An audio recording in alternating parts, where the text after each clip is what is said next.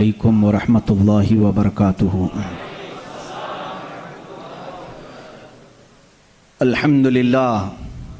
अल्हम्दुलिल्लाहिल हन्नानिल mannan अल्लज़ी खलक़ल इंसान व अल्लमहुल बयान वस्सलातु वस्सलामु अला रसूलिही सय्यिदिल इंसी वल जान व अला आलिही व अस्हाबिही ज़विल खैरि वल इहसान अम्मा बअद फ़अऊज़ु बिल्लाहि मिनश शैतानिर रजीम बिस्मिल्लाहिर रहमानिर रहीम इन्न फ़ी ख़ल्क़िस समावाति वल अर्दि वख्तिलाफ़िल लैलि वन नहारि लआयातिन लिउलिल अलबाब सदक़ल्लाहु मौलानल अज़ीम व बल्लगना रसूलुहुन नबियुल अमीनुल मतीनुल मुख्तारुल करीम व नहनु अला ज़ालिका लमिनश शाहिदीन वश्शाकिरीन वल्हम्दुलिल्लाहि रब्बिल आलमीन।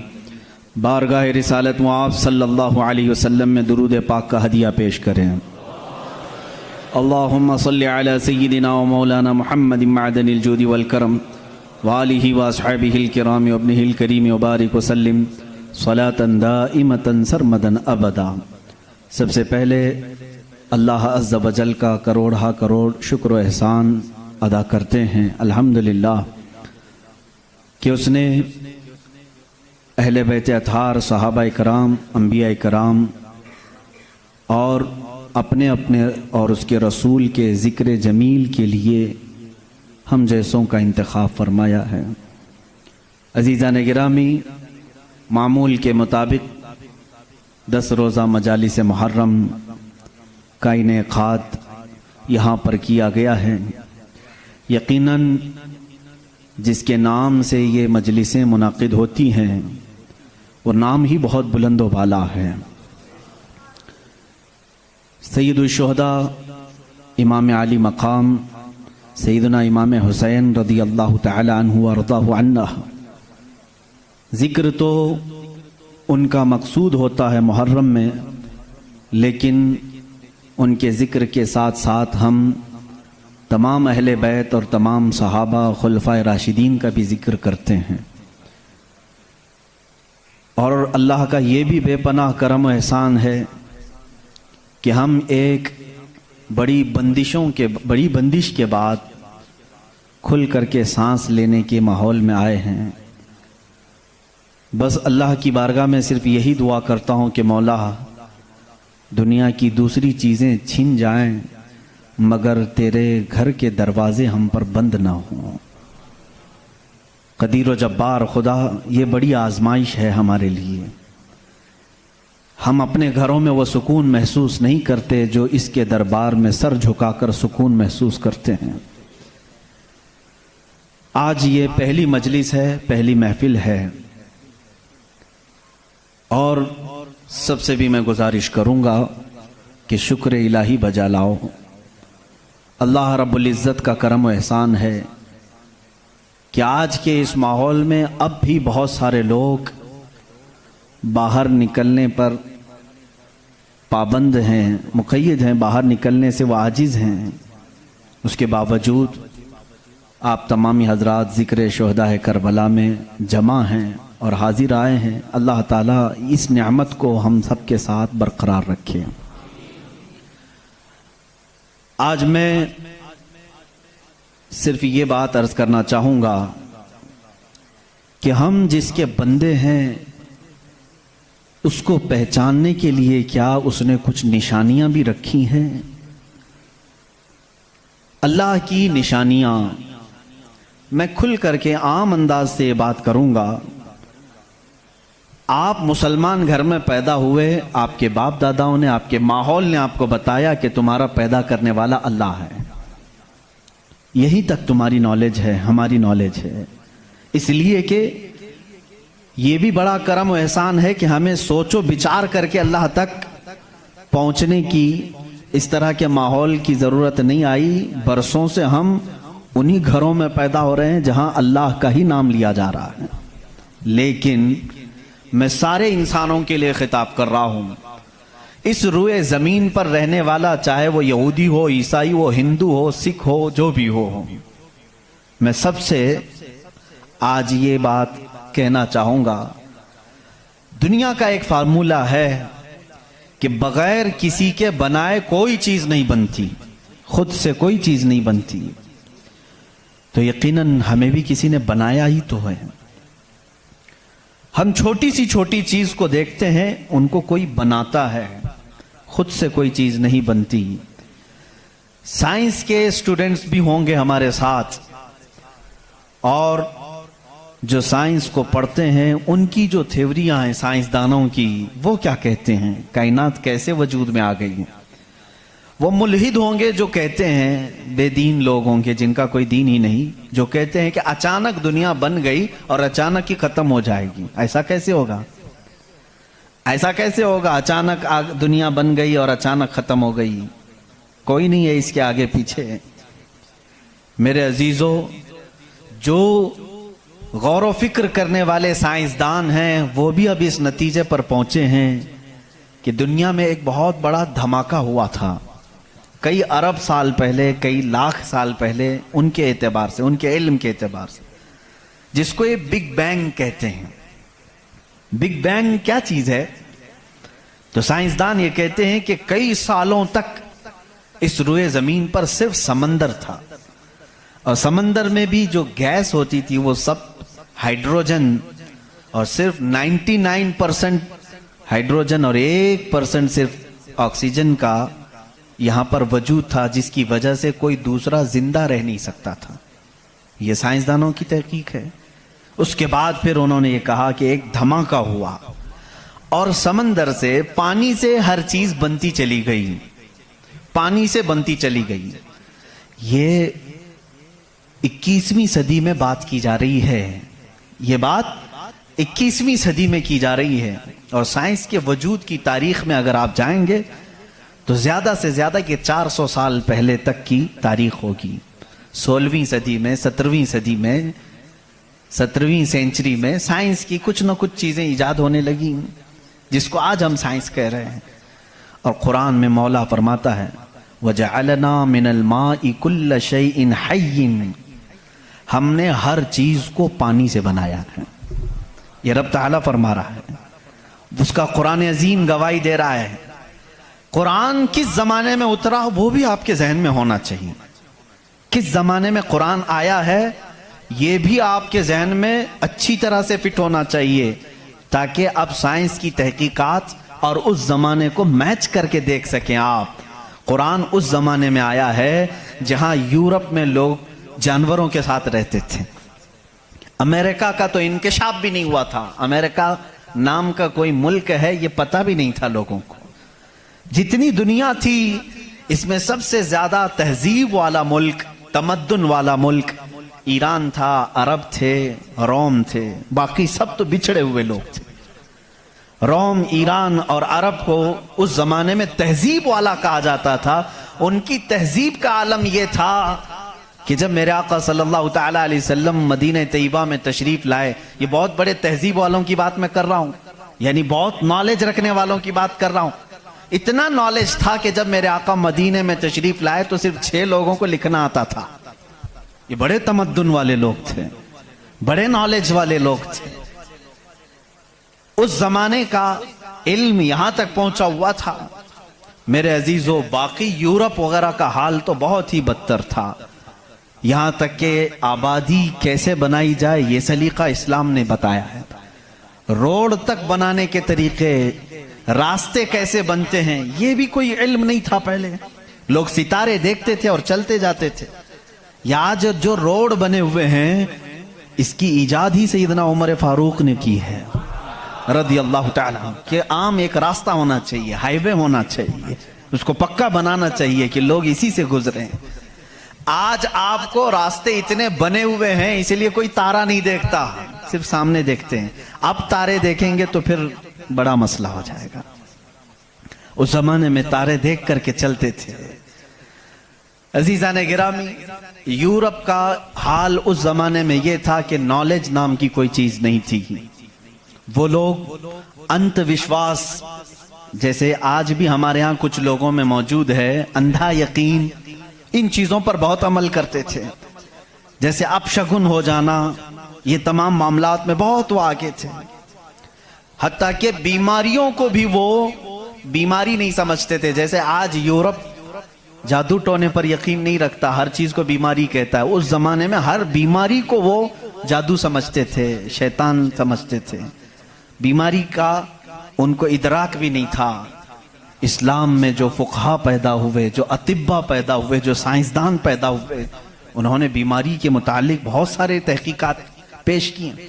सिर्फ ये बात मैं अर्ज करना चाहूंगा कि कुरान उस जमाने में नाजिल हुआ है जब इल्म का वजूद ज्यादा नहीं था लोगों के पास, इतना कि कोई इक्का दुक्का लिखना जानता था। और किस पर नाजिल हुआ ये भी आपके जहन में होना चाहिए। दो चीजें दिमाग में रखें, उसके बाद फिर मैं कुरान की आयतें पढ़ता हूं। एक, माहौल ऐसा है, साइंस का वजूद नहीं, इल्म का वजूद नहीं, इल्म नाम की चीज ही नहीं थी लोगों के पास। और जिस पर नाजिल हुआ वो ऐसा रसूल है जो किसी का शागिर्द भी नहीं, कोई उस्ताद नहीं, मुहम्मदुर रसूलुल्लाह सल्लल्लाहु तआला अलैहि वसल्लम। उन पर कुरान नाजिल हुआ, ऐसे माहौल में नाजिल हुआ जब कोई इल्म जानने वाला नहीं था। और जिस पर नाजिल हुआ वो किसी यूनिवर्सिटी से पढ़ा, किसी कॉलेज से पढ़ा, किसी मदरसे से पढ़ा हुआ रसूल नहीं। उस रसूल का मुअल्लिम और उस्ताद सिर्फ खालिक कायनात है। जिब्राइल अलैहिस्सलातु तस्लीम का भी सिर्फ इतना काम रहा है, जो रब ने हुक्म दिया उतना ही पहुंचा दिया। बल्कि बहुत सारी कुरान की बातें ऐसी हैं जो जिब्राइल पहुंचा तो गए लेकिन उसका इल्म उन्हें भी नहीं दिया गया, उन्हें भी नहीं दिया गया। अब ये दो बातें किसी को भी चैलेंज करके बता देना, तारीख की सच्चाइयां इस बात का इनकार नहीं कर सकती। अपने तो अपने, गैरों ने भी हुजूर की तारीख लिखी है और सबों ने इकरार किया है कि मोहम्मद सल्लल्लाहु अलैहि वसल्लम एक ऐसे प्रॉफिट हैं जो पूरी जिंदगी भर किसी उस्ताद के पास गए नहीं, किसी उस्ताद के पास गए नहीं। और ये भी हिकमत है मेरे मौला की, इसीलिए हम उस रसूल को अन्नबीयुल उम्मी कहते हैं। उम्मी का मतलब कुछ बेवकूफ लोग आज के जमाने के जो बदअकीदा हैं वो अनपढ़ करते हैं। रसूल अनपढ़ थे, माअज़ल्लाह। बेवकूफो तुम्हें मालूम नहीं, उम्मी का मतलब होता है किसी से पढ़ा हुआ नहीं। अनपढ़ में और किसी से ना पढ़ा हुआ होने में बहुत बड़ा फर्क है। ये दो बातें जहन में रखो। कुरान किस माहौल में नाजिल हुआ और जिस पर नाजिल हुआ वो किसी का शागिर्द नहीं। अब इसकी बातें जब हम बयान करते हैं, साइंसदानों की आंखें फटी की फटी रह जाती हैं। वो कुरान बयान कर रहा है, इन्न फी खल्क़िस समावाति वल अर्दि लआयाति लिउलिल अलबाब, बेशक ये जमीन की पैदाइश में, आसमानों की पैदाइश में बड़ी मेरी निशानियां हैं। अल्लाह फरमा रहा है, रात को हम जाइल करते हैं, उसी से दिन निकालते हैं। कुरान ये कह रहा है, वजअलना मिनस समाई, आसमान से अल्लाह तबारक व तआला ने, वजअलना समा सक़फ़न महफूज़ा, कुरान कहता है हमने आसमान को एक महफूज छत बनाया है। कुरान ये कह रहा है आसमान और जमीन मिले हुए थे, हमने दोनों को फाड़ करके अलग कर दिया और दोनों के मुंह खोल दिया। ये कुरान उस जमाने में कह रहा है। इल्म फलकियात जिसको एस्ट्रोनॉमी कहते हैं, इल्म अर्दियात जिसको जियो फिजिक कहा जाता है, जमीन के मामलात, आसमान के मामलात जानने वाला उस जमाने में कोई नहीं।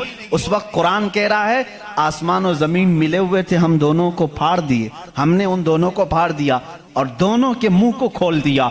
अब का साइंस कहता है जमीन व आसमान को देखने के बाद ऐसा लगता है कि ये गैलेक्सी में मिला हुआ एक सैयारा था और ये फिर जमाने के बदलते बदलते आसमान अलग हो गया, जमीन अलग हो गई। अब का साइंस ये कहता है। और फिर ये बंद नहीं है, जैसे हमारी छत बंद है, ऊपर से पानी डालो तो नीचे कुछ नहीं आएगा, नीचे के फर्शी भी बंद है, नीचे जमीन से कोई चीज यहाँ मस्जिद में नहीं निकलेगी। साइंस अब ये कह रहा है आसमान में जगह जगह सुराख हैं, मुंह खुला हुआ है, जमीन में भी जगह जगह सुराख हैं, दिखने वाले नहीं, ये खुला हुआ है। इसका मतलब मैं भी समझ नहीं पाया था, आसमान खुला हुआ है, जमीन खुला हुआ, मुंह खुला हुआ है, क्या मतलब?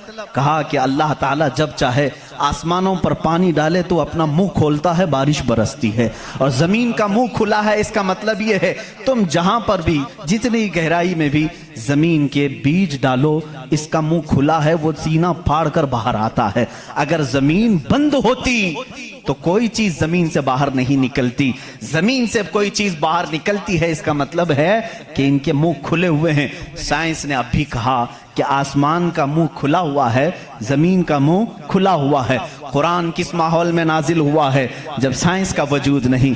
हाँ, अगर तुम ये कहते शायद मोहम्मद सल्लल्लाहु ताला अलैहि वसल्लम बहुत बड़े किसी साइंसदान के शागिर्द होंगे, तो तुम्हारी तारीख लिखने वाले ही तुम्हारे चेहरे पर जन्नाटेदार थप्पड़ मारेंगे, इसलिए कि वो रसूल अपनी 63 साल जिंदगी में कभी किसी के शागिर्द नहीं हुए, हत्ता के सैयदुल मलाइका के भी वो शागिर्द नहीं हुए। कुरान यही कह रहा है, जमीन की पैदाइश में, आसमान की पैदाइश में मेरी निशानियां हैं। अजीजा ने गिरामी, अब मैं वो निशानियां गिनाऊं, बहुत तवील वक्त दरकार है। कभी आपने महसूस किया कि आसमान अल्लाह की निशानी है? अल्लाह की निशानी है। देखिए, यहां सबसे बड़ी बात, कुरान में कई जगहों पर यह बात आई है, अफला तदब्बरून, अफला यतदब्बरून, अफला ताकिलून, अफला ततफक्करून। इसका मतलब होता है, क्यों तुम गौर फिक्र नहीं करते, क्यों तुम सोचते नहीं, क्यों तुम तहकीक नहीं करते, रिसर्च नहीं करते। रब ताला बार बार ये फरमा रहा है। ये किसके लिए है? मैं उन लोगों के लिए कहता हूं जो एक खुदा को छोड़कर करोड़ों के सामने झुक रहे हैं। मैं उनसे कहता हूं, तुम सोचते क्यों नहीं? कौन है तुम्हें पैदा किया है? कौन है जो तुम्हें बनाया है? कुरान दावत दे रहा है उनको सोचने की। मेरा यकीन ये कहता है, जो भी इंसान इस कायनात में है, अल्लाह ने उसे इतनी अक्ल जरूर अता की है कि अगर वो सोचने पर आ जाए तो अपने रब तक जरूर पहुंचेगा। अगर वो गौर फिक्र करने पर आ जाए तो झूठे खुदाओं को छोड़ देगा। एक सहाबी हैं, हुजूर सल्लल्लाहु ताला अलैहि वसल्लम पर ईमान लाने के बाद वो कहते हैं, हुजूर अय्याम जिहालत में हमारे से 2 ऐसे मामलात हुए, एक वाकया याद करता हूं तो रोना आता है, और एक वाकया याद करता हूं तो हंसी आती है। जिहालत में हम कुछ ऐसे काम करते थे इस्लाम लाने से पहले कि कुछ एक वाकया ऐसा है कि हम रो पड़ते हैं याद आती है तो, और एक वाकया ऐसा है कि वो याद आती है तो हंस पड़ते हैं। हुजूर ने पूछा, वो दोनों क्या है? उन्होंने कहा, जिहालत में जब हमारे घर बेटी पैदा होती तो हम उसका गला मरोड़ कर दफन कर देते थे। हमने अपने हाथों से कई बच्चियों को दफन किया। वो जब भी याद आता है तो रो पड़ते हैं, रोना आता है। हंसी किस बात पर आती है? वो कहते हैं, हम जब सफर पर निकलते थे तो हमारे जो खुदा होते थे उनको आटे का बना लेते थे हम। वैसे तो मिट्टी का बनाते हैं और फिर पानी में डुबोते हैं। उनकी ज़ुर्रियत आज भी मौजूद है। अरब वालों में अगर मैं बयान करूं कि हाथों से खुदा बनाए जाते हैं तो उन्हें यकीन नहीं आता। हिंदुस्तान वालों को बहुत जल्दी यकीन आएगा। तो वो सहाबी कहते हैं, हम आटे के बनाते थे। उनके जो खुदा होते थे वो आटे के बनाते थे, क्योंकि मिट्टी का, पत्थर का उठाकर लेकर जाने में बोझल होता था, वजन होता था। इतने बड़े खुदा को कहां लेकर के घूमते रहे। वो साहबी कहते हैं, हम आटे का बना कर ले जाते। फिर हंसी किस बात पर आती है? कहते हैं, अगर सफर में ज्यादा भूख लगती, कभी उसका हाथ तोड़ के खा लेते थे, कभी उसका पेट काट के खा लेते थे, क्योंकि आटे ही का था। आज भी लोग करते हैं, शक्कर का बनाते हैं। बहरहाल, तो वो सहाबी कहते हैं, मुझे अय्याम जहालत की ये बातें याद आती हैं तो मैं हंस पड़ता हूं। खैर, मैं और तफसील में नहीं जाऊंगा। अजीजा ने गिरामी, गौर व फिक्र करने की जिसके अंदर आदत होगी, वो अंधविश्वास, सिर्फ फैले हुए बेयकीनी पर ईमान नहीं लाएगा। आज भी बहुत सारे ऐसे न्यूट्रल किस्म के लोग हैं जो मुसलमान नहीं हैं, मैं जानता हूं उनको। वो खुद आइडल वर्शिपर्स नहीं हैं। वो खुद इस बात का इनकार करते हैं कि अपने हाथों से बनाई हुई चीज की इबादत कैसे की जाए। हम उस पावर को मानते हैं जो हमारी आंखों में नहीं आता मगर हम सबको देख रहा है। ऐसे लोग भी हैं। हाँ, अगर कोई इस तरह का मुआहिद है, वो अल्लाह की वहदानियत को तस्लीम करता है, तो उसके हिदायत की भी उम्मीद है। मैं ये कह रहा था, आसमानों और जमीनों में अल्लाह ने फरमाया मेरी निशानियां हैं। गौर व फिक्र करना चाहिए। निशानी कैसे? पूरी दुनिया के बहुत तरक्की याफ्ता साइंस से मेरा ये चैलेंज है,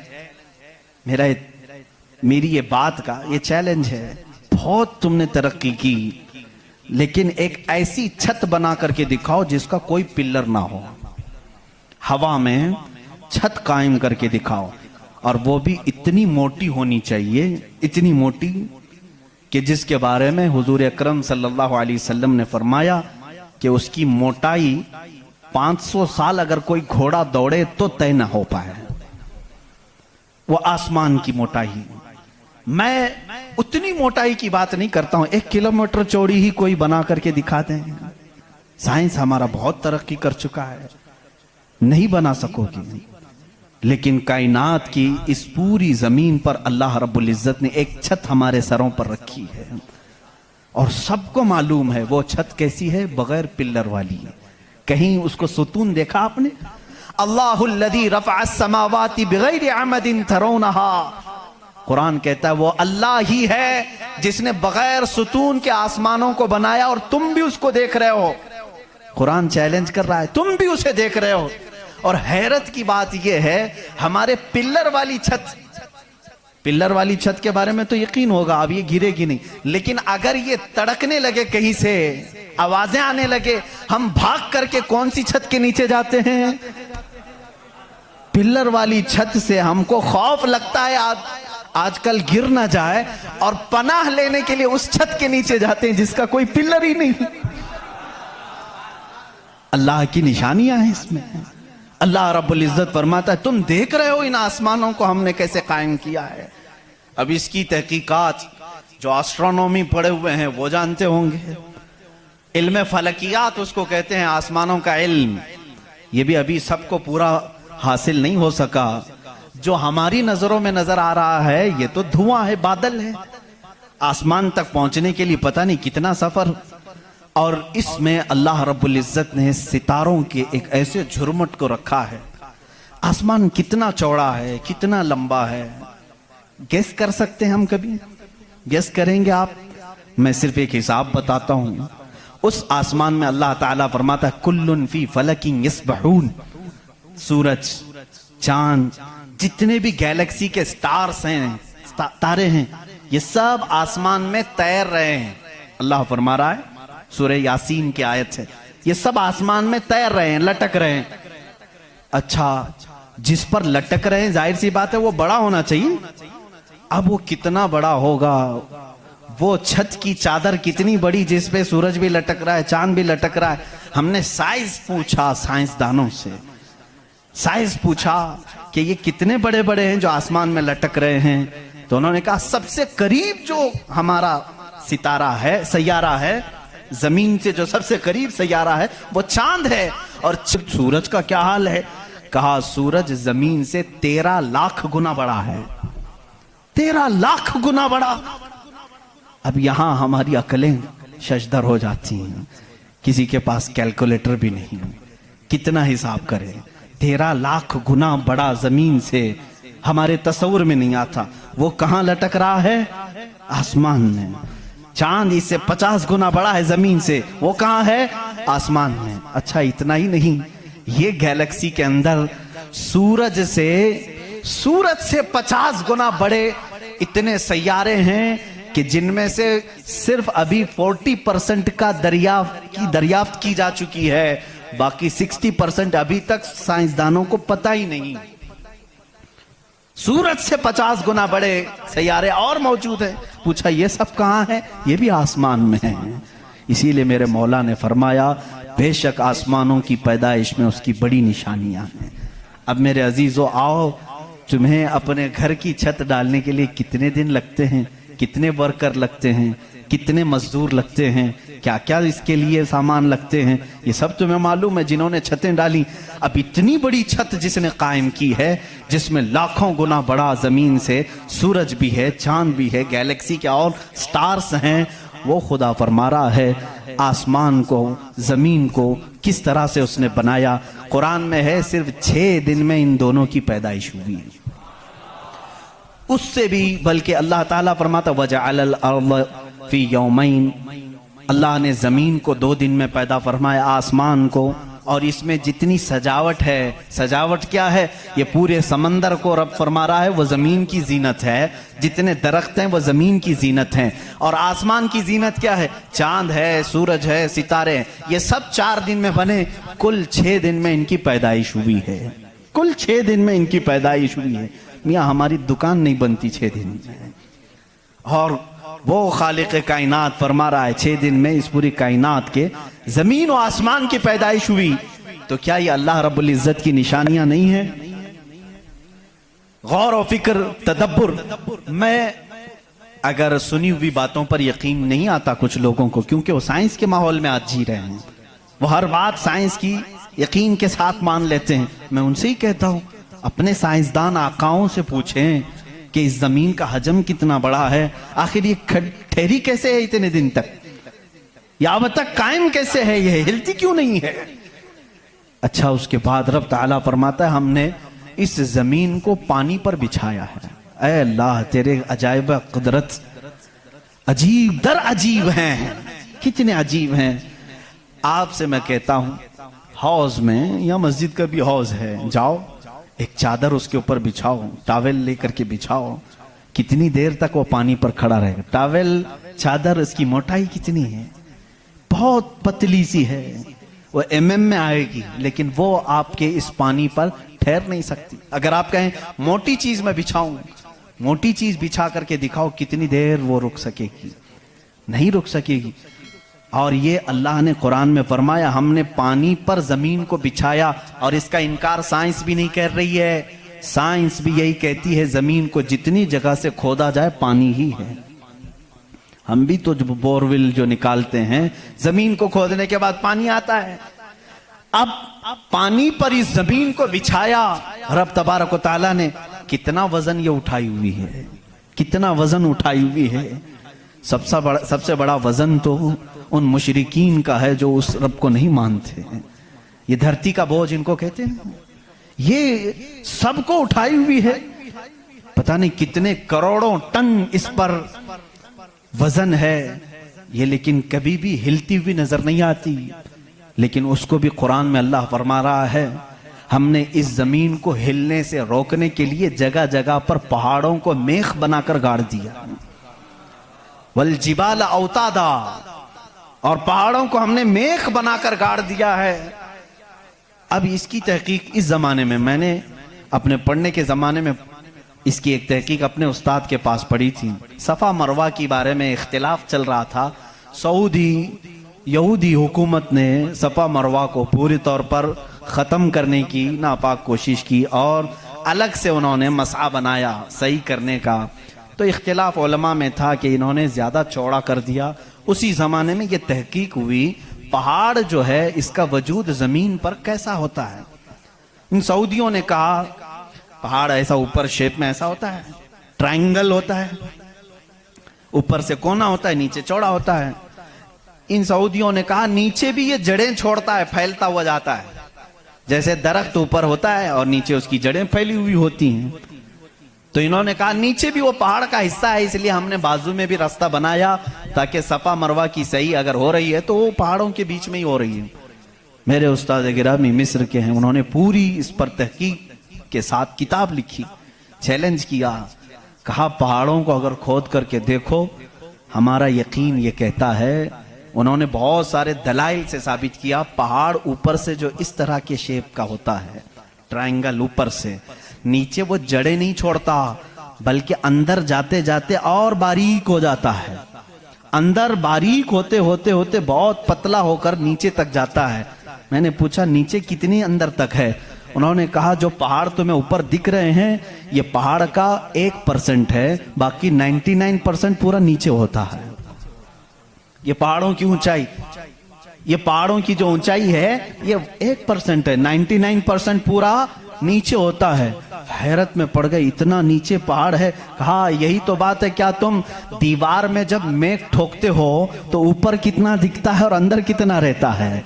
2 इंच का अगर हम ले रहे हैं मेख और कील तो उसका मुंह सिर्फ ऊपर थोड़ा सा, वो भी mm में होगा, और 2 इंच तक अंदर वो दीवार में धंसा हुआ होगा। और जब कुरान में मौला ने फरमाया है जमीन पर हमने पहाड़ों को मेख बनाकर गाड़ दिया है, आज साइंस ये कह रहा है कि पहाड़ 9 गुना नीचे अंदर तक मौजूद है। कुरान किस जमाने में नाजिल हुआ? एस्ट्रोनॉमी नहीं थी, एस्ट्रोलॉजी नहीं थी, जमीन के ये जियोफिजिक नहीं थे, आला जात नहीं थे, तहकीक के लिए माइक्रोस्कोप, टेलीस्कोप कुछ नहीं था। उस जमाने में कुरान जमीन के अंदर की बात बता रहा है। ये अजीम मौजिज़ा है कुरान का मेरे अजीजों। इसीलिए कुरान कहता है सोचते क्यों नहीं, फिक्र क्यों नहीं करते? वही है खालिक कायनात जिसने इस पूरे निजाम को बना रखा है। ये इतनी नहीं है, ये जो जमीनों में नजर आ रही हैं, इनकी तहकीकात करते करते कई लोगों की जिंदगियां खत्म हो गई। कुछ चांद की तहकीक पर चले, कुछ सूरज की तहकीक पर चले, कुछ जमीन की तहकीक पर चले। इंसानों को भी अल्लाह ने ये इल्म दिया है, ये अक्ल दिया है। ये जो साइंसदान अपनी तहकीक कर रहे हैं, ये कभी ये ना समझें कि ये हमारी मारे हुए तीर हैं, बल्कि अल्लाह अपने बंदों को खुद इतनी समझ बूझ देता है कि वो उसकी निशानियों की खोज लगाएं और कायनात को बताएं कि कोई तो है जो ताकत इसे चला रही है, कोई तो है निजाम जो इसकी परवरिश कर रहा है। लेकिन ये धोखाबाज बन जाते हैं कुछ लोग कि वो तहकीक करके समझ तो जाते हैं, लेकिन बाद में जब उनको इल्म होता है कि इसके पीछे कोई ताकत है, वो बता नहीं पाते, इसलिए कि कुफ्र इनके दिलों में रच बस चुका है। आपको एक और साइंस के स्टूडेंट्स के लिए भी ये बात है, आपको मालूम है ये सितारे जो हैं, सैयारे हैं, ये अपनी उम्र मुकम्मल करके, अभी अभी की बात है ये, साइंस एक बड़े साइंसदान ने और नासा के लोगों ने भी, जो खला पे जाते हैं, स्पेस पे, इन लोगों ने ये बात पेश की कि सितारे जितने भी हैं गैलेक्सी में, उसमें से कुछ की उम्र हजारों साल की होती है, लाखों साल की होती है। जब इनकी उम्र मुकम्मल होती है तो ये एक जगह जाकर के टूट जाते हैं, दाखिल हो जाते हैं, जिनको ब्लैक होल कहा जाता है। ब्लैक होल क्या है? साइंसदान कहते हैं उसकी तहकीक अभी तक नहीं हो सकी। एक बहुत बड़ा सुराख है, बहुत बड़ा सुराख, जिसमें ये सितारे जाकर के खत्म हो जाते हैं, इनकी जिंदगी यहां खत्म होती है। कहीं ये बातें आपको सूखी तो नहीं लग रही हैं? आज बहुत ही ज्यादा साइंस बोल रहे हैं।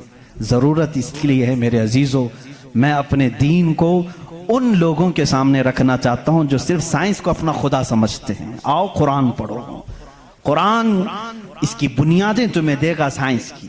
ब्लैक होल क्या है साइंसदान नहीं बता सके, जबकि इनके पास अब बड़े बड़ी मशीनें हैं।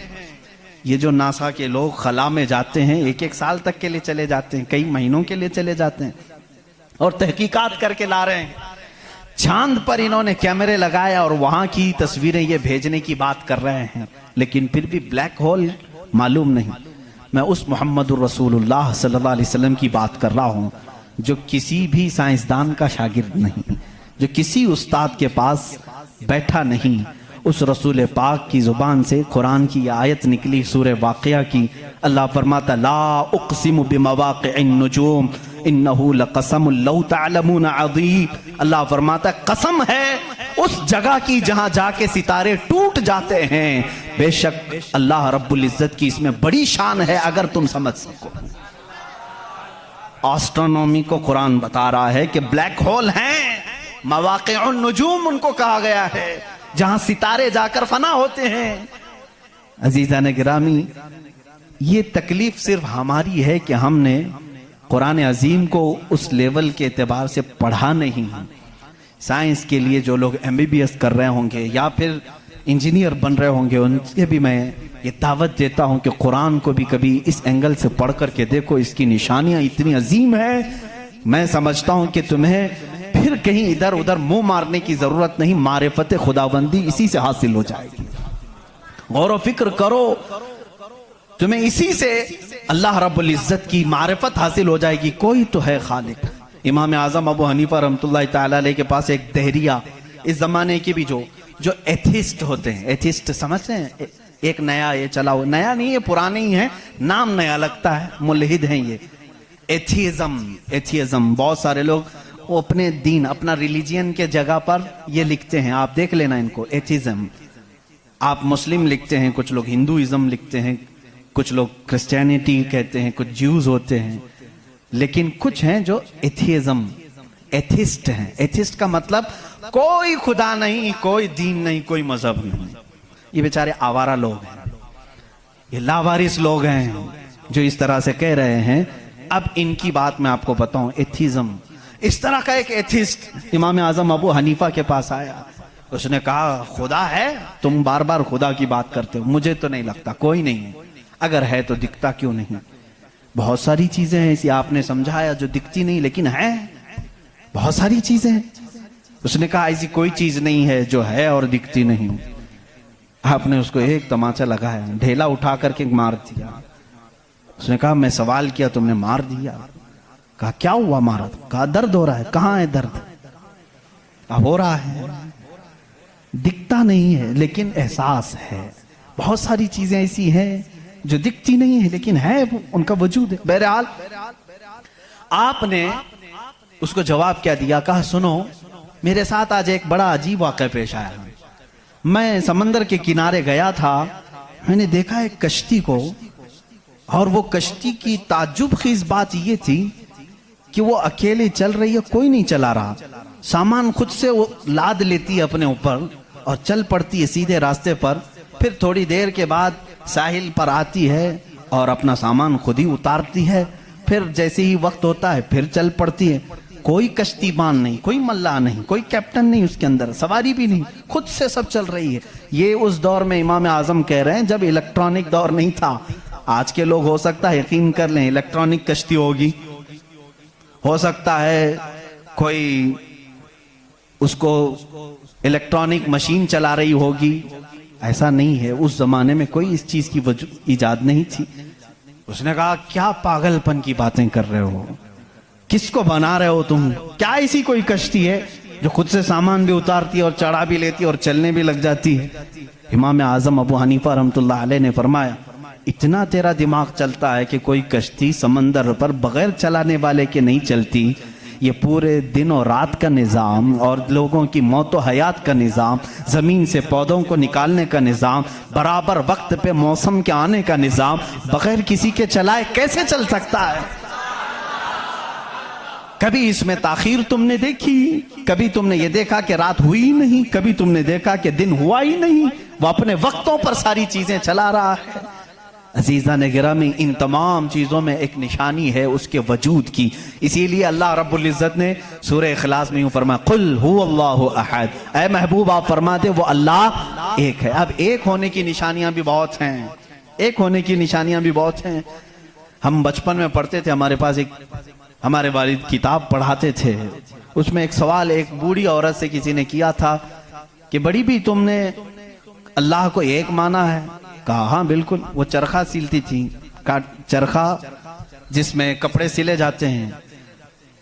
मौलवी साहब ने पूछा क्या दलील है कि कोई निज़ाम को चला रहा है, कोई है खुदा? उसने कहा मेरी मशीन ये सबसे बड़ी दलील है मेरे लिए। कहा कैसे? कहा ये जो चक्कर काटती है मशीन, जब तक मैं पांव हिलाती नहीं ये चरखा चलता नहीं। ये निज़ाम शमसी पूरा बगैर किसी के चलाए कैसे नहीं चलता? कहा अच्छा ठीक है, बड़ी अक्लमंद औरत है, मशीन को ही अल्लाह की निशानी समझ लिया तूने। उस औरत से उन्होंने दूसरा सवाल किया, अच्छा चलो ठीक है कोई तो है चलाने वाला, ये क्यों कहती हो कि वो एक ही है? कहा चलो ठीक है, उसकी भी निशानी मेरी ही मशीन है, उसकी निशानी भी मेरी ये मशीन है। कहा कैसे? कहा चलो मैं इधर से चलाती हूँ तू उधर से चला, बैठ जा मेरे सामने, मैं इधर से चलाती हूँ तू उधर से चला, फिर देखते हैं कपड़े की हालत क्या होती है। कपड़ा जो है हो सकता है लेडीज की बजाय जेंट्स का हो जाए, जेंट्स की बजाय लेडीज का हो जाए, कुछ का कुछ बन जाए। क्यों? उन्होंने कहा बात तो सही है। उस बूढ़ी औरत ने कहा मैंने अपने चरखे से ही ये दीन सीखा कि अगर कायनात में एक के बजाय दूसरा होता तो झगड़े हो जाते। एक खुदा कहता मैं बारिश बरसाऊंगा, दूसरा कहता नहीं नहीं मैं धूप डालूंगा, तीसरा कहता नहीं मैं ठंडी लाऊंगा। इनके झगड़ों में फिर कायनात का निजाम दरहम बरहम हो जाता। लेकिन निजाम बराबर बराबर चल रहा है, इसकी इस बात की दलालत है कि चलाने वाले दो नहीं एक ही है, तो नहीं है एक ही है। अगर दो होते, उसी को अल्लाह ने कुरान में फरमाया लौ कान फीहिमा आलिहतुन इल्लल्लाहु लफसदता, अगर जमीन आसमान में दो खुदा होते अल्लाह के अलावा, रब फरमा रहा है जरूर इसमें फसाद हो जाता, जरूर फसाद हो जाता। इसलिए कि एक जो अकल से हमारे दरमियान हमने देखा है जो चला सकता है, वो दो लोग नहीं चलाते हैं, दो लोगों की जहनियत अलग हो जाती।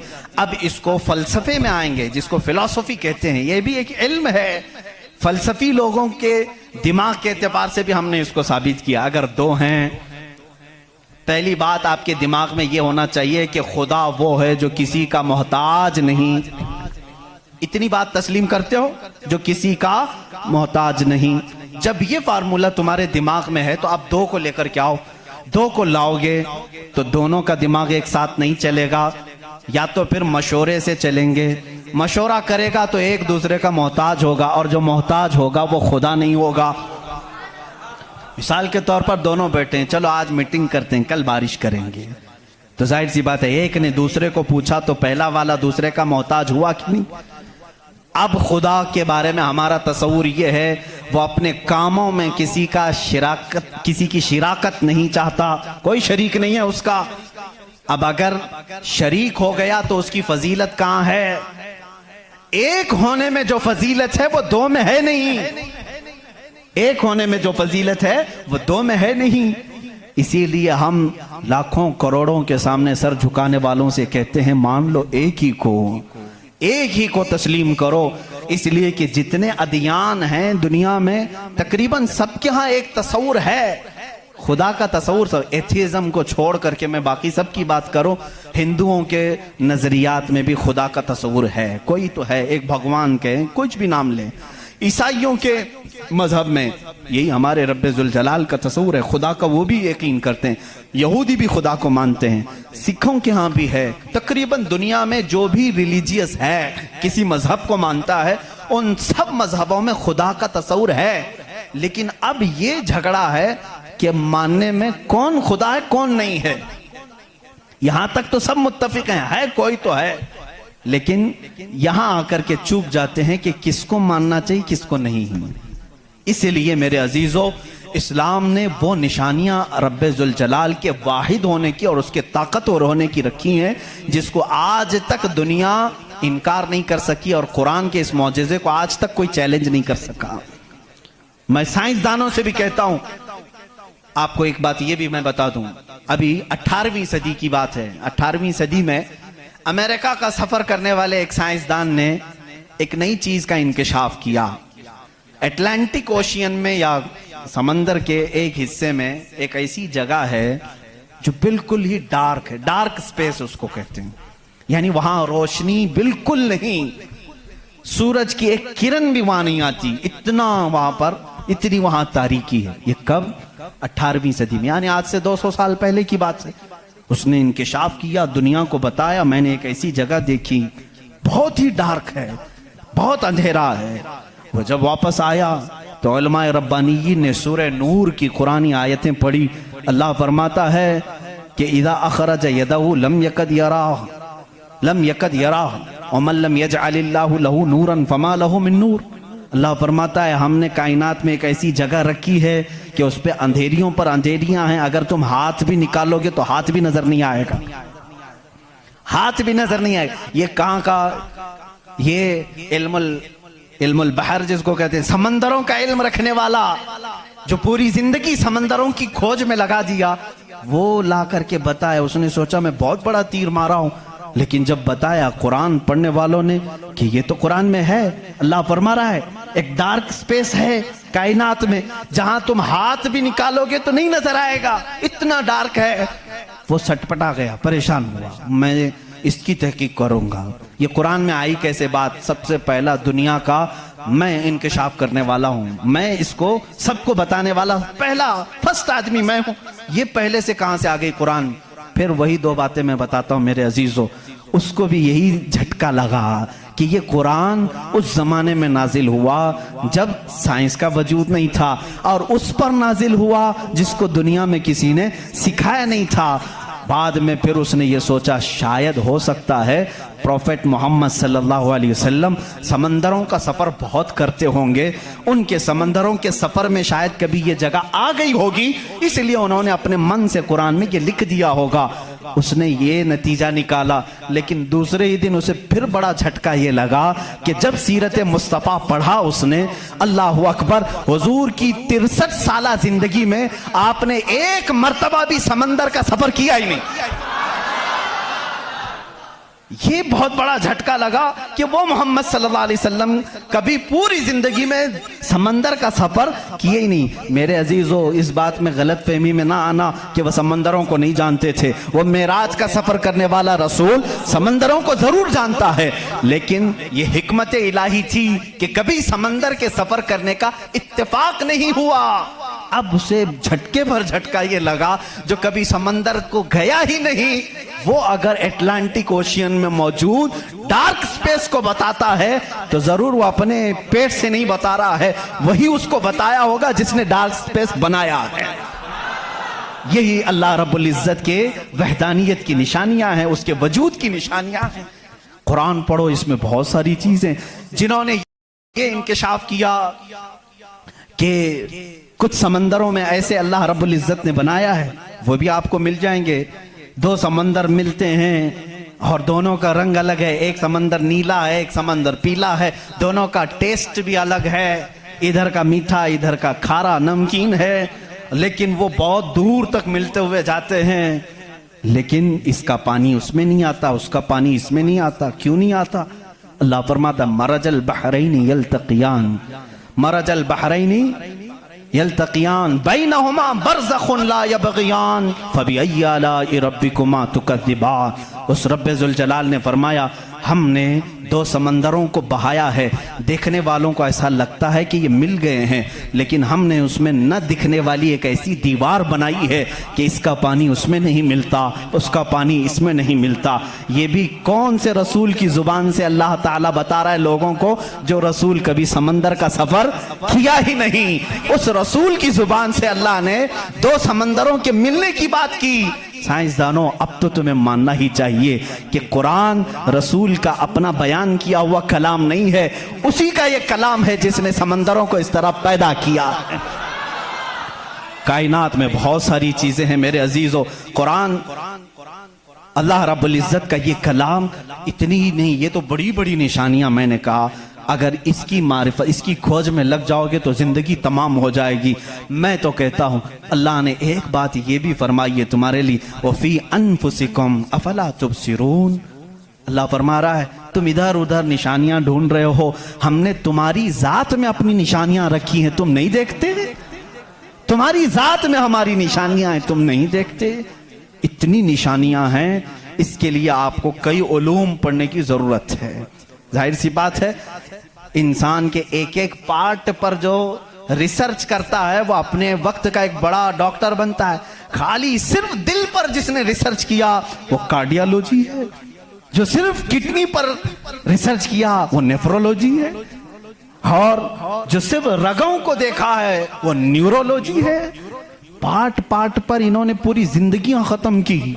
पूरे इंसान को पढ़ा किसने? आज कौन पढ़ा है? इसीलिए इमाम आजम अबू हनीफा रहमतुल्लाह अलैह ने फरमाया, मन आरफा नफ्सहू फक़द आरफा रब्बह। जिसने सिर्फ अपनी जात को पहचान लिया वो अपने रब को पहचान लेगा। तुम्हारे जिस्म में जिस तरह की चीजें अल्लाह ने बनाई, डॉक्टर से जाकर के पूछो कि हमारे जिस्म के अंदर का जो निजाम है, एक बार जो नस कट गई, 1000 डॉक्टर मिलकर के वो नस नहीं कायम कर पाते। ये रगों का सिलसिला ऐसा है। और फरमाया गया, बल्कि तहकीकात बताती हैं, हमारे जिस्म के अंदर मौजूद ये नसों को, रगों को निकाल करके अगर बिछा दिया जाए, कई 1000 किलोमीटर लंबी हो जाएंगी, कई 1000 किलोमीटर लंबी हो जाएंगी। ये नसों का इतना लंबा सफर हो जाएगा। इतना सारा मवाद अल्लाह ने तुम्हारे जिस्म में रखा। और रब ताला ये फरमाता है, मफाहिम आयात में बयान कर रहा हूं, कभी आपने सोचा हमने जुबान से जो जो चीजें खाई, अल्लाहु अकबर। मैं एक बड़े मुहक्किक के हवाले से कहता हूं, रोटी को उन्होंने कहा तुम्हारी रोटी, तुम्हारे खाने अल्लाह की निशानियां है। मैंने पूछा रोटी भी निशानी है अल्लाह की? कहा हाँ। तुम एक रोटी को कहां कहां से हासिल करते हो? अनाज खेत से लिया, फसल जब आई उसको कुटाया, पिसाया, आटा बनाया, फिर घर में लाया, गूंदने के लिए दिया, आटा गूंधा गया, रोटियां बेली गई, तवे पर रखी गई, बन गई। कितनी मंजिलों से गुजरी, खेत से आई, पिसाई में गई, गुंधाई में गई, पकाई में गई, अब उसके बाद रेडी होकर तुम्हारे बर्तन में आई। इसके बाद तुमने क्या किया? अब तक सब तुम्हारा इख्तियार चल रहा है, तुम अपनी मर्जी से कर रहे हो। गेहूं का लाना है, जौ का लाना है, जवार का लाना है, किसका लाना है, तुम्हारी मर्जी। आटे से कितना गूंदना है, नरम गूंदना है, मोटा गूंदना है, तुम्हारी मर्जी। रोटी मोटी पकानी है, पतली पकानी है, तुम्हारी मर्जी। रोटी पक जाने के बाद 4 टुकड़े करने, 5 टुकड़े, 2 टुकड़े, तुम्हारी मर्जी, सब तुम्हारी मर्जी है। इसके बाद तुम चबा करके खा गए, उस रोटी को चबाकर खा गए, निगल गए। ये रोटी जब हलक से उतर गई, अब तुम्हारी मर्जी नहीं है। उस एक ही रोटी से गोश्त भी बनता है, उसी एक रोटी से खून भी बनता है, उसी एक रोटी से मनी भी बनती है, उसी एक रोटी से पीप भी बनता है, उसी एक रोटी से कफ और बलगम भी बनता है। उसी एक रोटी से सब चीजें बन जाने के बाद हमारे फुजलात भी निकलते हैं। मैं नहीं समझ पाया, ऐ मेरे अजीजों मुझे बताओ, एक रोटी लो, उसके एक टुकड़े से तुम गोश्त बना के दिखाओ, दूसरे टुकड़े से तुम खून बना के दिखाओ, तीसरे टुकड़े से तुम पीप बना के दिखाओ, चौथे टुकड़े से तुम बलगम बना के दिखाओ, नहीं कर सकोगे। इसलिए कि सिर्फ गूंदने पकने तक तुम्हारी मर्जी चलती है, हलक से नीचे उतर जाने के बाद खुदा कदीर व जब्बार का निजाम चलता है। तुम्हारे रिस्क में उसकी निशानियां हैं। कौन है जो बनाता है हमारे जिस्म के अंदर इस रोटी से हमारे जिस्म का हिस्सा? पूछो, जाकर किसी से भी पूछो, यह हमारा जिस्म मोटा ताजा गोश्त कैसे बन गया? ये खाने अच्छे खाओगे, इससे बन गया। हमने कहा हम खाने काजू बादाम भी खा रहे हैं तो भी गोश्त बन रहा है, रोटी खा रहे हैं तो भी गोश्त बन रहा है, चावल खा रहे हैं तो भी गोश्त बन रहा है। और खून ऐसा लिक्विड है कि बाजार में मिलता नहीं, किसी इंसान का ही लेना पड़ता है। इसको कौन बनाया है? कहा इसको भी रोटी से ही बनाया है, काजू बादाम से ही बनाया है, फलों से ही बनाया है। हम पूरी दुनिया की ग़िज़ाएं लाकर चक्की में पीस करके भी खून का एक कतरा नहीं पैदा कर सके, लेकिन वो रब्बे ज़ुल जलाल हमारे लुक्मे के नीचे जाते ही निज़ाम को शुरू फरमा दिया है। कैसा वो निज़ाम है, कैसा वो निज़ाम है ऐ मेरे अजीजों। इसीलिए मेरा मौला फरमाता है फी अनफुसिकुम अफला तुबसिरून, तुम्हारी जात में मेरी निशानियां हैं, क्यों तुम नहीं देखते, क्यों तुम नहीं देखते? आपको अगर मैं जातियात, नफ्सियात, तबईयात, ये जो उलूम हैं इस पर गुफ्तगू करूं तो एक बड़ा अलग टॉपिक हो जाएगा। अल्लाह ताला ने इस निज़ाम को कैसे बैलेंस रखा है जानते हैं आप? कभी आपको मालूम है हमारे कानों में एक अलाइनमेंट होता है, जैसे व्हील अलाइनमेंट करते हैं, हमारे दोनों कानों के बीच में एक कतरा छोटा सा अल्लाह ने रखा है, ये बैलेंस को बरकरार रखता है। जो सनकी होते हैं, जिनको कहते हैं पागल हो गया, झोले खाता रहता है, ये कौन लोग हैं जानते हैं आप? जिनको कभी कभार फीड्स आ जाती है, चलते चलते आड़े टेढ़े हो जाते हैं, ये कौन है? जिनका सिर्फ वो कानों के बीच का एक कतरा भी हिल गया, तुम्हारा बैलेंस बिगड़ जाएगा। तुम खड़े कैसे होते हो? दो पैरों पर सीधे खड़े रहते हो, जब तक चाहो खड़े रहो, चलना चाहो तो सीधे चलते हो।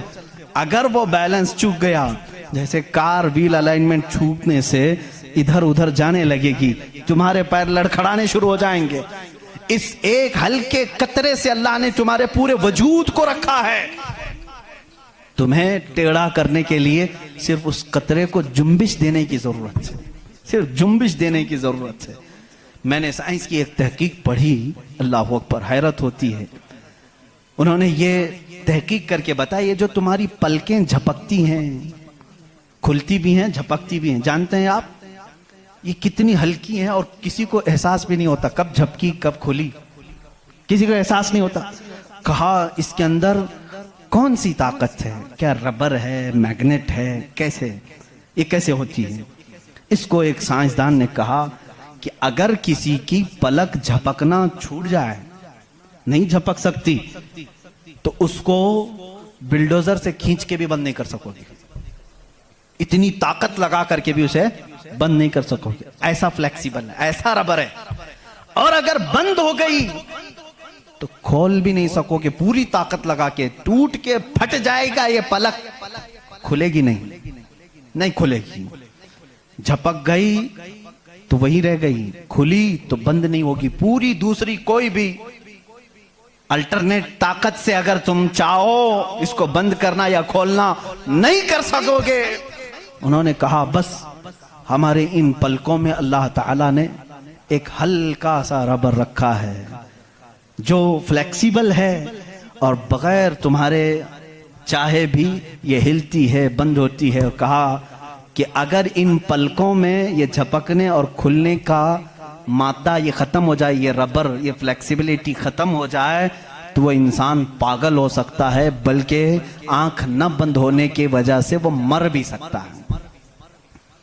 वफ़ी अनफुसिकुम अफला तुबसिरून। हम इन तमाम नेमतों को समझ नहीं पाते, बल्कि दिन में हजारों बार झपकते हैं, खोलते हैं, एहसास नहीं है इस नियामत का। अगर ये बंद होना खत्म हो जाए या बंद हो गई, खुल ना सके तो क्या कर ले जाओगे? कुछ नहीं कर सकोगे। बल्कि मेरे अजीजों, तुम्हारे जिस्म पर मौजूद ये रोंगटे, ये बाल भी अल्लाह की अलामत हैं, निशानियां हैं।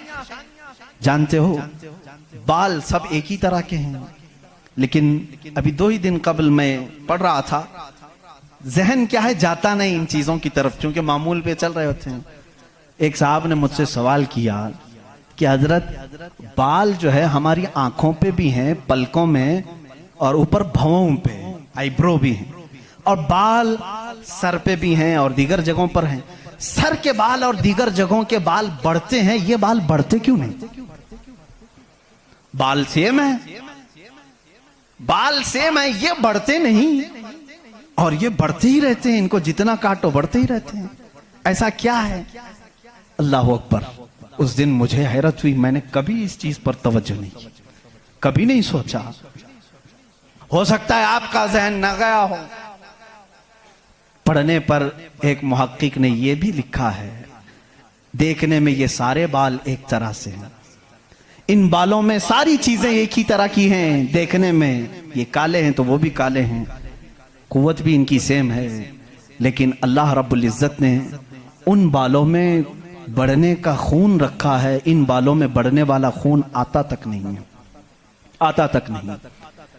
अजीजा ने गिरामी, उसकी ये निशानियां हैं बहुत सारी, इसकी तहकीकात फिर किसी मौके पर मैं अर्ज करूं।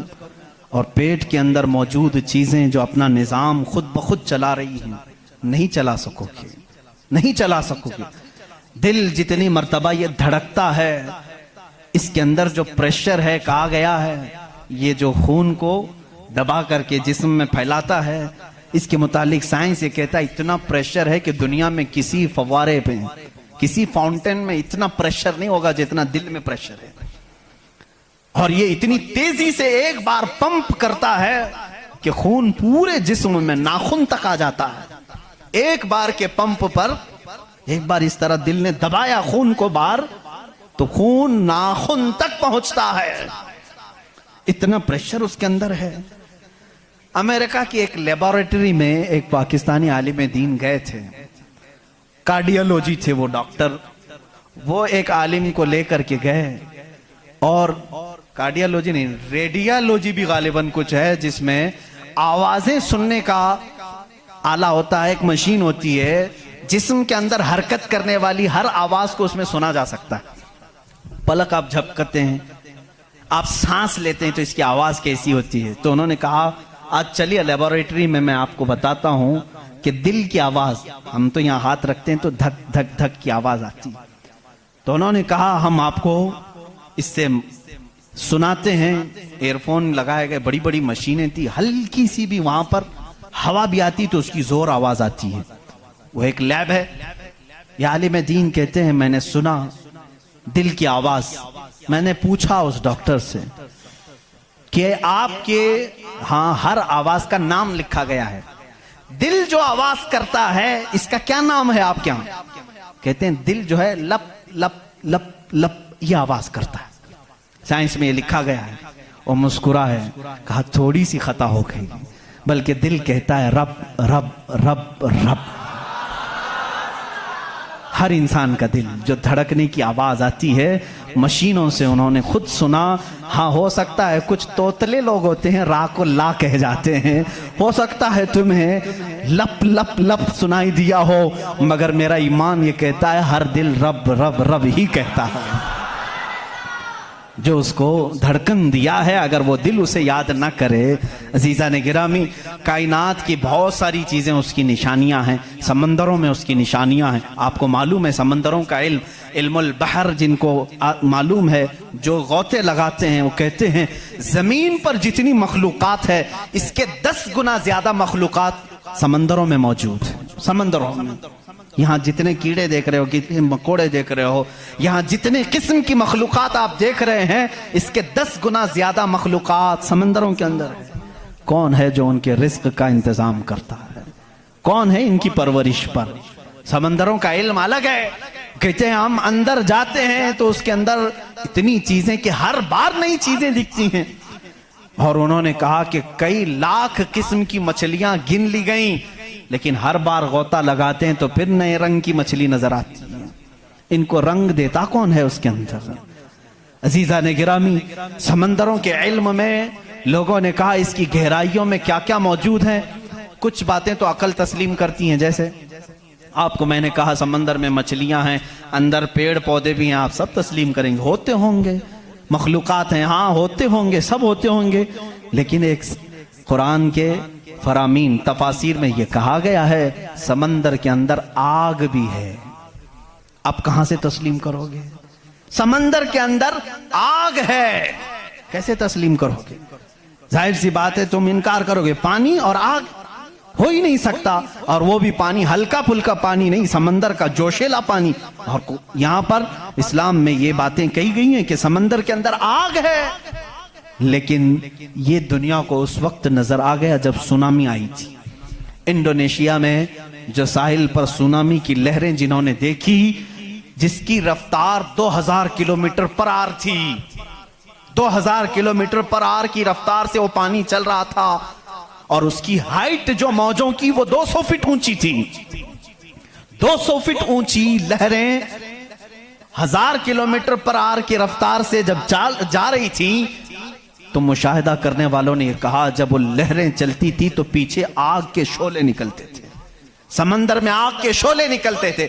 आज साइंस इस बात को तस्लीम कर चुका है, समंदर में कई ऐसे पहाड़ हैं जो आतिशफिशा हैं, जिनको वोल्केनो कहा जाता है। आग उगलने वाले पहाड़ हैं, आग उगलने वाले पहाड़ हैं।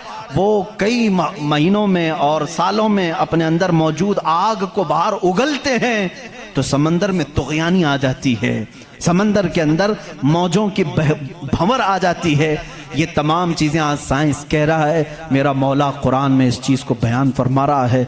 जबकि फिर मैं आपको बता रहा हूं, कुरान उस माहौल में उतरा जब साइंस नहीं था, और उस रसूल पर उतरा जो समंदरों का सफर नहीं किया था।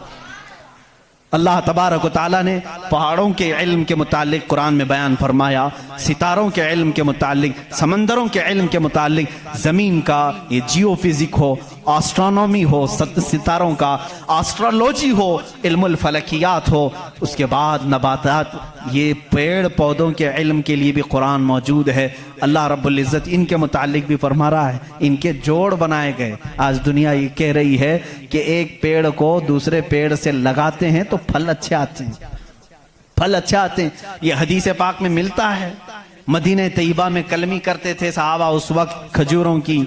अजीजा ने गिरामी, पेड़ पौधों की जब तहकीकात होती हैं तो अब इस पर भी साइंस हैरान है कि हमने फूलों को देखा, ये फूल जब खिलते हैं तो इसमें अचानक आकर के पेंट कौन कर जाता है, ये रंग कौन डालता है। हमने दरख्तों को हरा ही देखा है, हरे ही होते हैं, लेकिन जब फूल निकलते हैं तो ये रंग आता कहां से है। उसकी तहकीक करते करते डालियों को लोगों ने चीर दिया, पत्तों को फाड़ दिया, लेकिन फूल का रंग पूरे दरख्त में कहीं नहीं पाया, कहीं नहीं पाया। इन पौधों को और इन फूलों को कौन रंग देता है? बल्कि हद तो यह है मेरे अजीजों, उसकी सबसे बड़ी चीज ये निशानियों में से ये भी है कि पेड़ पौधों को तुम लहलहाते हुए आज देखते हो, इनकी पैदाइश पर क्या तुमने गौर व फिक्र नहीं किया? ये कैसे पैदा होते हैं, कैसे निकलते हैं? अल्लाह अकबर। इनको तुमने जमीन के अंदर बो दिया था, मिट्टी डाल दी थी और उस पर पानी डालकर बराबर कर दिया था, लेवल कर दिया था, और अचानक दूसरे दिन तीसरे दिन जाकर देखते हो वो जमीन का सीना चीर कर बाहर आया हुआ है। इतना ही नहीं, वो छोटा सा कोंपल निकला हुआ पौधा बाहर आता है। अब वो कितनी चीजों को फेस करता है, हवाओं का भी मुकाबला कर रहा है, तूफान भी आ रहे हैं, लेकिन वो पौधा वहीं लगा ही लगा है। छोटे पौधे को बड़ी से बड़े तूफान हिला के नहीं कर सके। कौन है वो हल्के पौधे की हिफाजत कर रहा है। बड़ी बड़ी हवाओं से, वो बड़ी बड़ी ताकतों को उड़ा ले जाने वाली हवाएं आती हैं, लेकिन हल्के पौधे की हिफाजत हो रही होती है। वो फसलें लाने तक कौन है उनकी हिफाजत करता है। कुरान में 20वें पारे की शुरू की आयतें पढ़ोगे आपका यकीन ताज़ा हो जाएगा। अम्मन खलक़स समावाति वल अर्द व अंज़ल लकुम मिनस समाई माअ फ़अंबतना बिही हदाइक़ ज़ात बहजा मा लकुम अन तुंबितू शजरहा अ इलाहुम मअल्लाह। क्या अल्लाह के सिवा कोई है? अल्लाह फरमाता कौन है जिसने ज़मीन को तुम्हारे लिए करार बनाया? कौन है जो ज़मीन को फाड़ करके उसमें नहरें बनाया? कौन है जो तुम्हारे लिए आसमानों को छत बनाया? कौन है जो इसमें से तुम्हें रंग बिरंगे पौधे निकालता है? क्या अल्लाह के सिवा कोई है? अ इलाहुम मअल्लाह। इस तरह की 5 आयतें जिसमें सवाल है अ इलाहुम मअल्लाह, क्या अल्लाह के सिवा कोई है? अब मेरे अजीज़ों, मैंने आसमानों की बात की, ज़मीनों की बात की, गैलेक्सी की बात की, पेड़ पौधों की बात की, समंदरों की बात की, बल्कि मैंने तुम्हारे ज़ात की भी बात की। तुम्हारे जिस्म में मौजूद हर अज़ू, हर पार्ट अल्लाह की निशानी है, अल्लाह की निशानी है। तुम में से कोई भी एक अज़ू दूसरा डुप्लीकेट बना नहीं सकता। बनेगा तो साफ नज़र भी आएगा। आँख चाहे तो बकरे की लगा लो, लेकिन दिखाई कुछ भी नहीं देगा। इस आँख के अंदर जो चीज़ मौजूद है वो दूसरा इसकी कॉपी कर नहीं सकता। रोबोट तो बहुत बना लिए, लेकिन जीने वाला, फीलिंग रखने वाला इंसान दूसरा तख्लीक नहीं किया जा सका। बल्कि वो कुरान में अल्लाह चैलेंज कर रहा है, तुम तो इंसानों के अभी ये कह रहे हैं कि जनीन बनाए जा रहे हैं, यानी हम डुप्लीकेट इंसान बनाने की कोशिश कर रहे हैं। यहूदी इस पर रिसर्च कर रहे हैं, लेकिन मौला तो फरमा रहा है कि ये एक मक्खी भी बना नहीं सकेंगे। 17वें पारे का आखिरी सफ़ा है जिसमें रब तबारक व तआला फरमाता है कि लन यख्लुकू ज़ुबाबन वला इज्तमऊ लह, ये सारे के सारे मिलकर के एक मक्खी नहीं बना सकेंगे। दअफ़त तालिबु वल मतलूब, ये कितने ही कमज़ोर किस्म के लोग हैं जो दूसरी तख्लीक की बात कर रहे हैं। इसीलिए मेरे अजीज़ हो, जब कोई बना नहीं सकता, इसीलिए इस्लाम ने कहा अपने हाथों से भी कोई जिस्म न बनाओ, इसलिए कि तुम खुदा बनने की कोशिश कर रहे हो। बनाना किसी के जिस्म को सिर्फ काम है, अल्लाह का काम है। अपने हाथों से कोई चीज़ तामीर, यानी शक्ल और सूरत वाली कोई भी चीज़ ना बनाओ जो अल्लाह की तख्लीक है। ऐसी चीज़ें जिसमें जान है, जो चलती फिरती हैं, इन चीज़ों को बनाने के लिए मना इस्लाम ने इसीलिए किया कि तुम कुदरत की तशबीह चाहते हो, अल्लाह रब्बुल इज़्ज़त की बराबरी करना चाहते हो, तुमसे ये मुमकिन भी नहीं हो सकेगा। देखते हो आज हमारे यहाँ नाटक है, हमारे यहाँ लोगों का अंधविश्वास हम देख रहे हैं। बेवकूफ़ी की हद हो गई, हद हो गई आज भी कि लोग अपने हाथों से जिसको बनाए। मैं आपको बनाऊं, खुदा कौन है, तुम्हारा यकीन क्या होना चाहिए और दुनिया क्या चाहती है, मैं सबको खुलेआम मैसेज दे रहा हूँ, सबके लिए।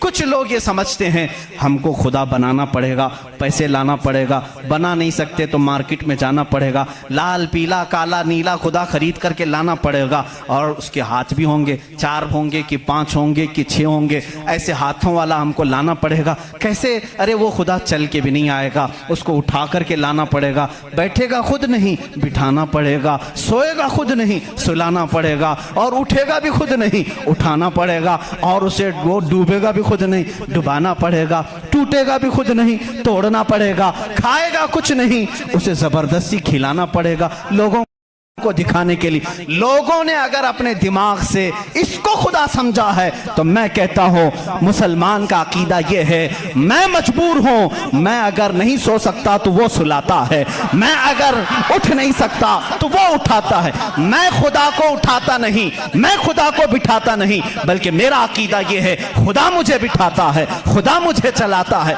खुदा मुझे सुलाता है, खुदा मुझे खिलाता है, खुदा मुझे पिलाता है। जब मुझे भूख लगे तो वो खिलाता है, जब मैं नंगा हूं तो वो पहनाता है, जब मेरी जान चली जाए तो वो मेरा हिसाब करता है। हम उस खुदा की तस्लीम, उस खुदा का अकीदा रखते हैं कि हम मोहताज हैं, वो मालिक व मुख्तार है।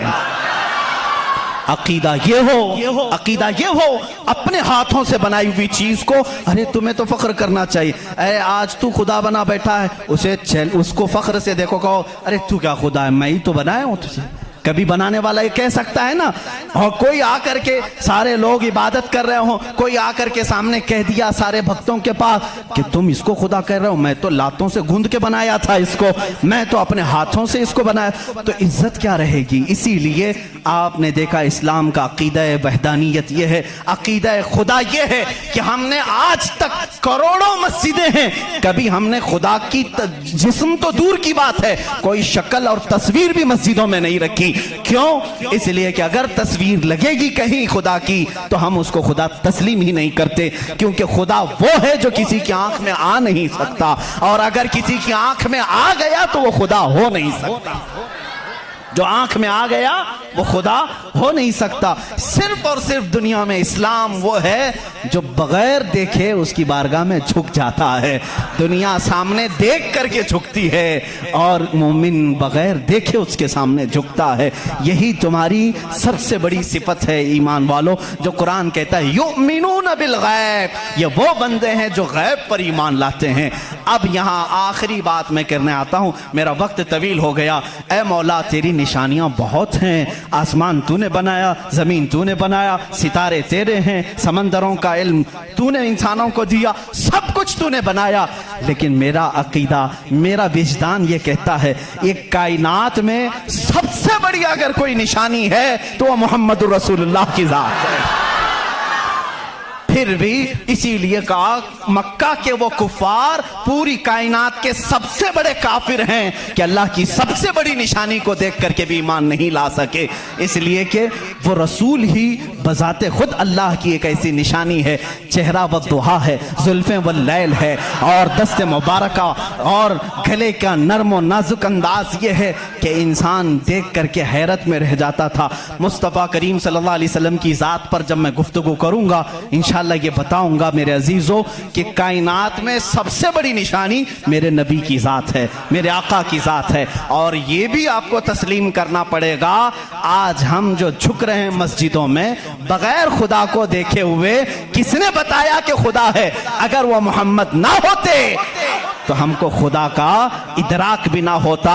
इसीलिए हम कहते हैं, मैं मानता हूं अक्ल वालों मेरा मोहम्मद खुदा नहीं है, मगर दिलों में ये नक्श कर लो कि वो खुदा से जुदा नहीं है। व आखिर दावाना अनिल हम्दुलिल्लाहि रब्बिल